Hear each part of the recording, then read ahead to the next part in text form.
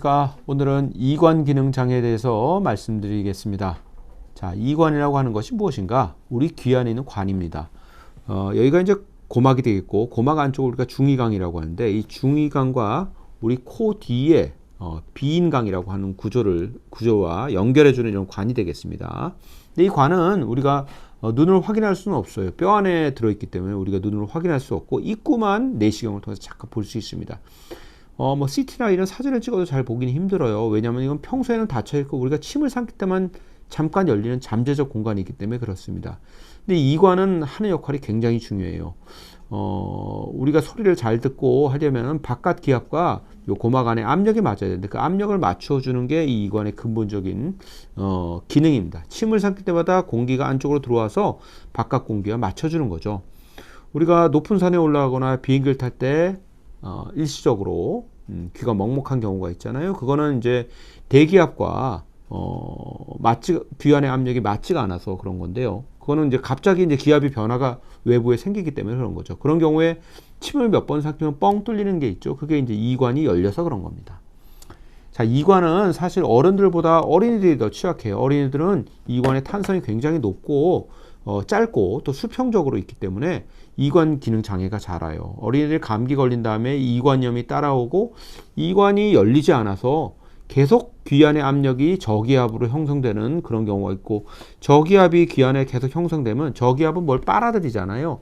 그 빨아들이는 힘 때문에 이 고막 안의 조직에서 중이강 조직에서 물을 빨아들여서 물이 차는 삼출성 중이염이 어린이들에게 흔히 오게 됩니다. 자, 그렇다고 어른의 경우에 이런 이관 기능 장애가 없느냐, 그런 건 아닙니다. 이관 기능은 어느 정도 타고나는 경우가 있어서 어릴 때 이관이 좋지 않으면 어른이 돼서도 이관이 안 좋은 경우가 종종 있는데요. 이관이 침을 삼켜도 잘 안 열리는 경우는 이제 대표적인 경우는 이제 감기에 걸려서 코 점막이 부었을 때 그런 경우가 있고요. 또 중요한 거는 비인강에 어떤 종괴가 있을 때도 그렇습니다. 비인강에 어떤 종괴가 있다면 이관의 입구를 막기 때문에, 기계적으로 막기 때문에 이관이 열리지가 않겠죠. 그래서 어른에서 이런 이관 기능 장애, 특히 이관이 폐쇄된다고 생각이 될 때는 꼭 내시경으로 코 안을 확인해 보는 게 중요하겠습니다. 그런 경우가 아니라도 이관의 기능이 일시적으로 떨어져서 침을 삼킬 때마다 이게 열리지 못해서 공기가 원활하게 고막 안쪽으로 가지 못하니까 대기압에 의해서 압력이 떨어지면서 오는 이관 기능 장애가 있겠습니다. 이런 이관 기능 장애가 있을 때는 발사혈발하는 게 있습니다. 우리가 손으로 잡고 그 다음에 성문을 닫는다고 합니다. 그 목 안에 기도를 닫고 하고 마치 풍선 불듯이 바람을 불면은 고막으로 공기가 나오는 걸, 엄밀히 말하면 고막 안입니다. 고막 안으로 공기가 나오는 걸 확인할 수가 있습니다.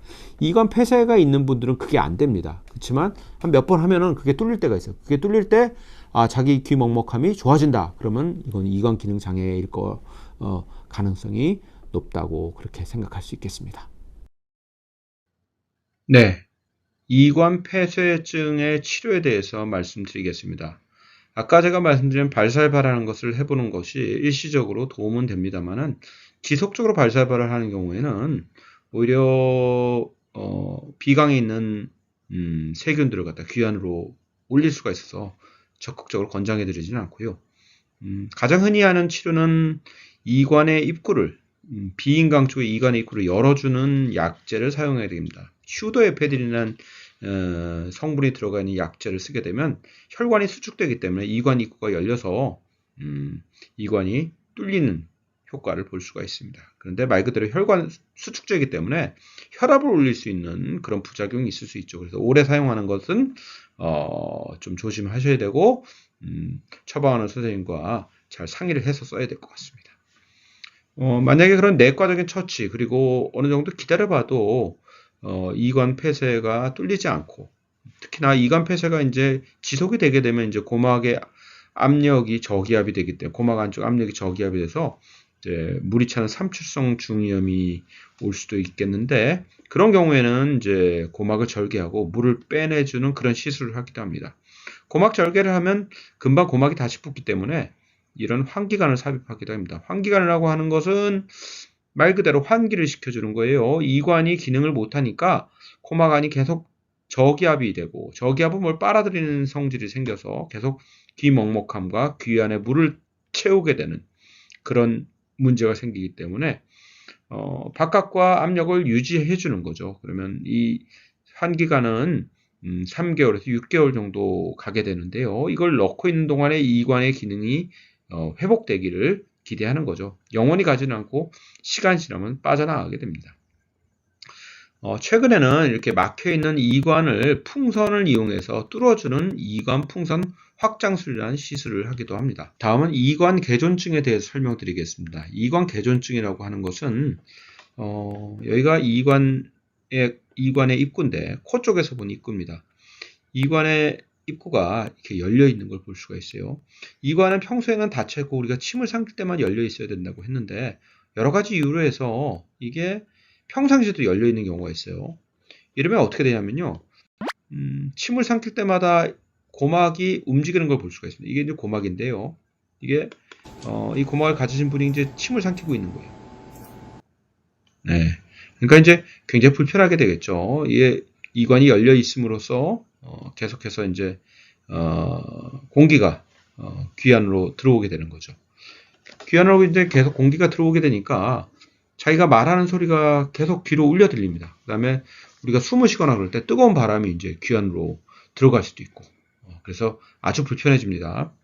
이유는 여러 가지가 있는데 가장 흔한 것은 갑작스러운 체중 감소입니다. 다이어트나 그런 걸로 갑작스러운 체중 감소가 일어나면 우리 코 뒤에 비인강에 살들이 줄어들어요. 그러면서 이관 입구가 열리게 되는 거죠. 그런 경우라면 이제 시간이 지나면서 이제 살을 다시 찌우지 않더라도 우리 몸에 이런 근육이나 이런 조직들이 다시 재분배가 되면서 이관 기능이 이관 입구가 막히면서 다시 이관 개존증이 좋아지는 경우가 많고요. 그 이외에도 이제 생리적으로 임신했을 때도 이런 이관 개존증이 생길 수도 있습니다. 이런 이관 개존증의 특성은 우리가 뛰거나 계단을 올리거나 그렇게 교감신경이 흥분하게 되는 그런 행위를 할 때 더 심해지는 특성을 가지고 있습니다. 또 이관계존증의 특성 중에 하나는 답답하고 그럴 때 고개를 숙이게 되면 혈류가 이 안쪽으로 쏠리면서 이관 입구가 닫혀서 증상이 좋아지는 그런 현상을 확인할 수가 있습니다. 그래서 이제 답답할 때 또는 자기 숨소리가 귀로 들리거나 그럴 때 고개를 숙여서 만약에 증상이 좋아진다면 그건 거의 10중 8구 이관 개존증이다 이렇게 진단할 수 있겠습니다. 치료는 아까 이제 이관 폐쇄증과 반대되는 약을 써야죠. 이관 폐쇄증은 이제 혈관을 수축시켜서 이관의 입구를 열어주는 약을 썼다면 이건 이관의 입구를 닫아주는 약을 써야 돼요. 먹는 약보다는 코 안에 뿌리는 스프레이 중에 그런 성분을 가지고 있는 스프레이가 있고요.